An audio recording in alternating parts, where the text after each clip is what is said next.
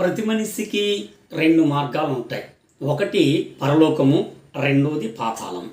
పరిశుద్ధ గ్రంథంలో లూకా సువార్త 16:20 దరిద్రుడనే లాజరు ఉన్నాడు, ధనవంతుడనే ఒక వ్యక్తి ఉన్నాడు.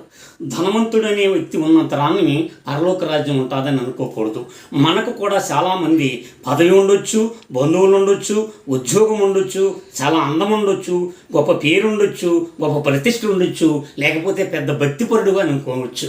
అయినప్పటికీ పరలోక రాజ్యంలో మనం ఉన్నామా లేదా అనేది చూసుకోవాల్సిన బాధ్యత. అతనికి పరలోక రాజ్యం లేదు. ఈ దరిద్రుడనే లాజరు రెండు పేర్లు, ఒకటి లాజరు, రెండోది దరిద్రుడు. ఇతనికి ఎవ్వరూ లేరు. ఇతనికి ఎవరూ లేనటువంటి వాడు.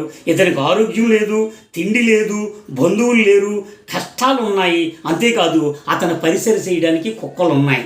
అయితే ఇతని పరలోక రాజ్యానికి తీసుకెళ్ళడానికి దేవుని దూతలు ఉన్నాయి. ప్రియులారా, ఏ మార్గంలో మనం ఉన్నాం?